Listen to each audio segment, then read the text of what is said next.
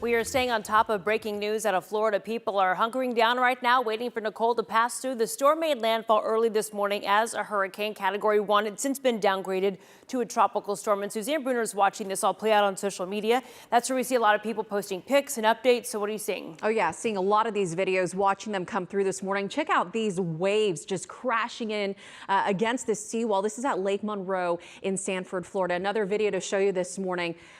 Heavy rain and wind bending palm trees just east of Orlando. But as you zoom in closer, look at this. Some young men were spinning on playground equipment. Probably not the best idea during the storm.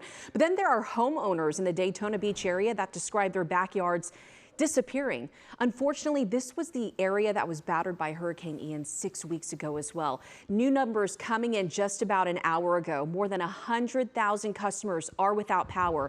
The storm surge, which is expected to be up to 5 feet, is jeopardizing homes and buildings, and authorities say 12 condos and at least one hotel were in danger of collapsing. But when the sun comes up, Florida leaders, so they're going to start to assess the damage and determine how long it's going to take to rebuild.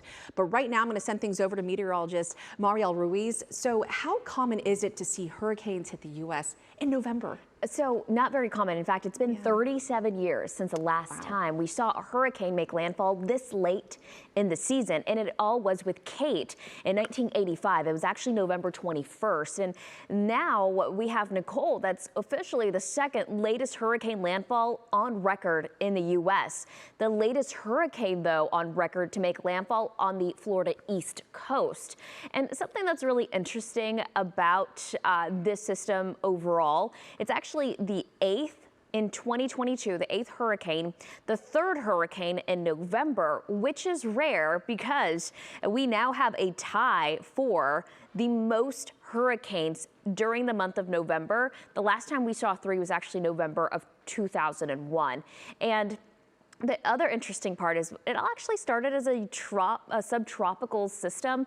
Basically what that means is that it has a well-defined low, but the max winds extend out a huge portion of the storm. So when we're looking at our wind field here with Nicole, you can see how wide it extends, pretty much taking up the entire state of Florida.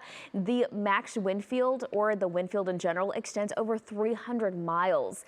That is why the impacts of this are pretty widespread.